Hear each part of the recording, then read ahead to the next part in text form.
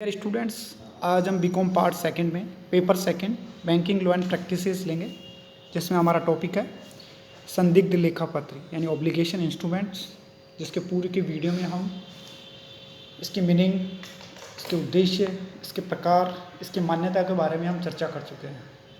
आज हम संदिग्ध लेख पत्र क्या होता है उसके बारे में लेंगे, फिर मुक्त लेख पत्र का प्रश्नांकन किस प्रकार किया जाता है उसके बारे में चर्चा करेंगे। सबसे पहले संदिग्ध लेख पत्र में इसका परिचय लेते हैं हम।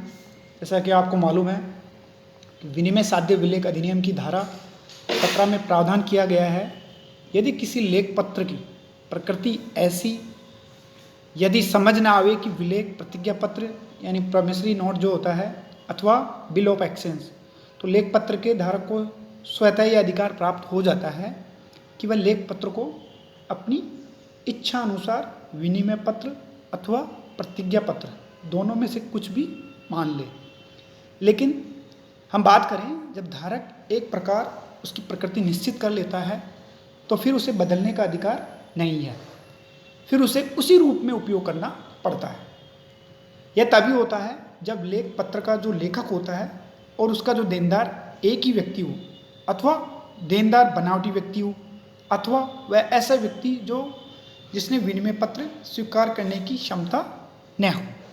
अब हम बात करते हैं मुख्य लेखा पत्र का प्रश्नांकन यानी endorsement of A discharge instrument. हमारा जो मुक्त लेख पत्र यानी विलेख का अभिप्राय उस विलेख से है जिसकी देय राशि का भुगतान हो चुका है और ऐसे लेख पत्र के सभी पक्षकारों का पारस्परिक दायित्व समाप्त हो चुका है। उद्देश्य की पूर्ति को हो जाने से यह विलेख व्यर्थ हो जाता है। ऐसे लेख पत्र का प्रश्नांकन कानूनन व्यर्थ माना जाता है। अतः प्रश्नांकन एवं हस्तांतरण व्यर्थ होता है। अब हम चर्चा करेंगे प्रश्नांकन कैसे रद्द किया जाता है यानी कैंसिलेशन ऑफ एंडोर्समेंट। विनिमय साध्य विलेख के धारक को यह अधिकार होता है कि वह लेख पत्र में अंकित प्रश्नांकनों में से किसी एक या अधिक को काटकर वो रद्द कर सकता है। केवल इस प्रकार काटकर रद्द किया गया प्रश्नांकन ही लेख पत्र के दायित्व से मुक्त होता है, वरन इस प्रश्नांकन के प्रति अधिकार रखने वाले बाद में सभी प्रश्नांकन भी अपने दायित्व से मुक्त समझे जाएंगे। अगर हम उदाहरण लेते हैं तो सभी, जैसे एक लेख पत्र पर नाम लिखा है राम, मोहन, सोहन, मनोज आदि, इनके नाम प्रश्नांकन है। यदि मान लीजिए राधेश्याम है, कोई विलेख का धारक है और सोहन का नाम प्रश्नांकन के नाम काटकर प्रश्नांकन रद्द कर उसे भुगतान करता है, तो उसे हम सेक्शन 82 के अनुसार न केवल सोहन ही विलेख के दायित्व से मुक्त होगा, वरन सुरेश, मनोज और नीलेश आदि भी दायित्व से मुक्त हो जाएंगे। अब हम बात करते हैं प्रकामण द्वारा विलेख की वापसी यानी नेगोशिएशन बैक। जब भी कोई विनिमय साध्य विलेख निरंतर प्रश्नांकन होते होते वापस उसके लेखक अथवा पूर्व प्रश्नांकन के पास पहुंच जाता है, तो ऐसे विलेख को हम नेगोशिएशन बैक यानी प्रकामण विलेख कहते हैं। उदाहरण के लिए, जैसे एक विलेख है, मान लीजिए वो सुरेश द्वारा मोहन को और मोहन द्वारा मनोज को और मनोज द्वारा नीलेश को और नीलेश द्वारा प्रदीप को, और प्रदीप पुनः उसे सुरेश को प्रश्नांकन कर दिए जाते हैं। तो समस्त प्रश्नांकनों के बाद सुरेश के पास विलेख का पहुंच जाना प्रकामण द्वारा वापसी कहलाएगा, यानी इसे कहेंगे हम नेगोशिएशन बैक। इसे सर्कुलेटिव ऑफ एक्शन भी कहा जा सकता है। ऐसी वापसी के दो प्रभाव होते हैं। अगर इसके इफेक्ट्स की बात करें तो पहला हमारा इसमें जो इफेक्ट है, अंतिम धारक द्वारा विलेख के मूल लेखक को प्रश्नांकन कर देने, उस विलेख को करने का अधिकार होता है, और दूसरा होता है सभी पूर्व प्रश्नांकन धारक के प्रति दायित्व मुक्त हो जाएंगे। अब अगर हम बात करें प्रश्नांकन के प्रभाव की हम बात करें तो भुगतान का अधिकार, यह अधिकार भी प्राप्त हो जाएगा। पुनः प्रश्नांकन का अधिकार ये भी प्राप्त हो जाएगा। और तीसरा, अपने नाम में वाद प्रस्तुत करने का अधिकार भी प्राप्त हो जाएगा। और चौथा है विलेख के अनादरण पर पूर्ववर्ती सभी धारकों का विलेख के भुगतान का दावा किया जा सकता है। अब हम बात करते हैं इफेक्ट्स ऑफ एंडोर्समेंट, हमने देख लिया। उसके बाद में हम बात करते हैं पृष्ठांकन के जो लायबिलिटीज़ है उसके बारे में हम चर्चा करते हैं, यानी पृष्ठांकनकर्ता के कौन कौन से दायित्व हैं। हम बात करते हैं भारतीय विनिमय साध्य विलेख अधिनियम 1881 की जो धारा है 35, उसमें पृष्ठांकनकर्ता के कुछ दायित्व है और वो इस प्रकार है।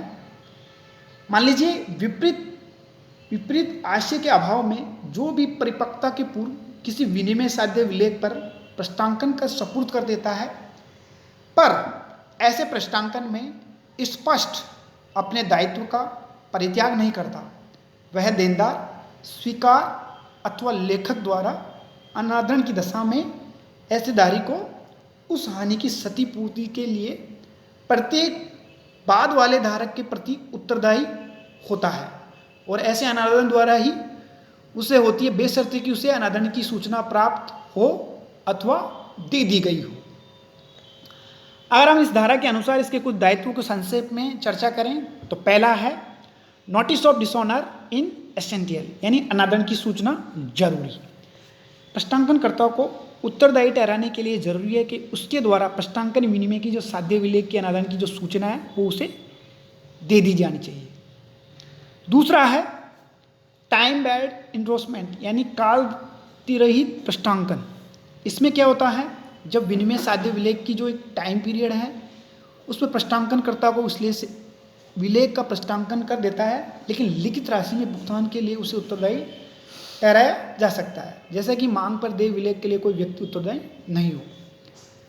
तीसरा बिंदु है हमारा जाली पृष्ठांकन, यानी फॉरगेट यानी फ्रॉड वाली हम बात करें इंडोर्समेंट की, तो उसमें विनिमय विलेख साध्य के अनादरण होने पर यदि पृष्ठांकन करने वाले किसी भी पक्षकार को यह पता लग जाए कि उसके पूर्व के धारक ने किसी के भी हस्ताक्षर जाली है, तो भी पृष्ठांकन अपने पृष्ठांकनकर्ता के बाद सभी धारकों के प्रति उत्तरदायी बन जाता है। चौथी लायबिलिटी है liability for compensation bankers claim, यानी बैंक द्वारा दावे पर क्षतिपूर्ति का दायित्व।